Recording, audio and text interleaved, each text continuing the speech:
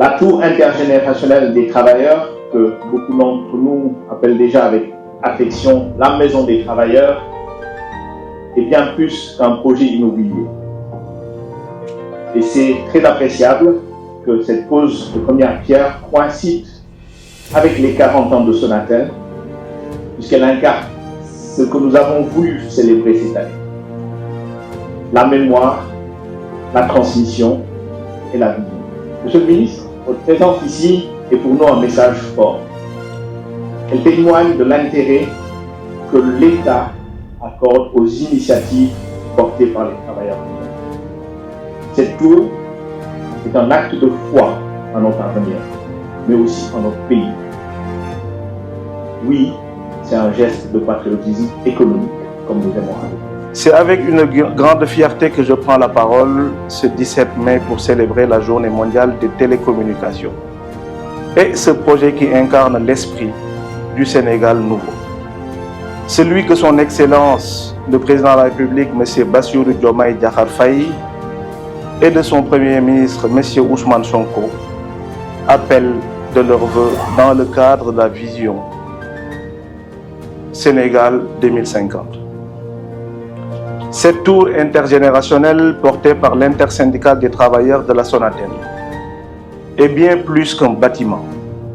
C'est une preuve tangible que notre développement repose sur une science endogène, une épargne intérieure forte et une économie réellement transformatrice.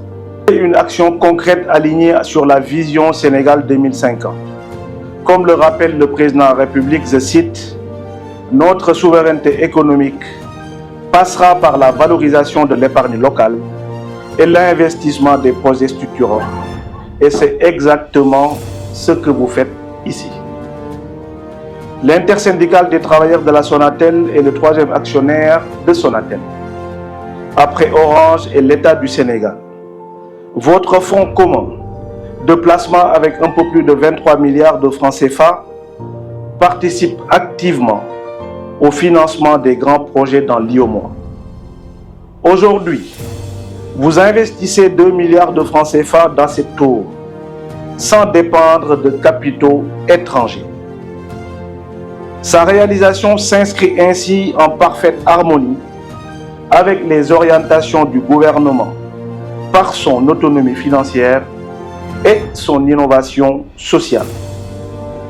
Ce bâtiment au service des priorités nationales, au-delà de sa symbolique architecturale, sera, comme vous nous l'avez indiqué, un pôle médical de pointe intégrant les dernières innovations technologiques pour une santé accessible à tous.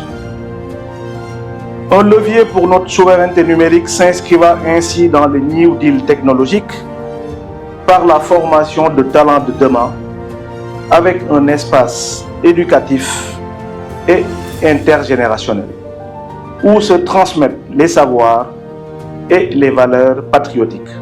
Cette tour intergénérationnelle est une graine plantée aujourd'hui, mais dont les fruits profiteront aux générations futures.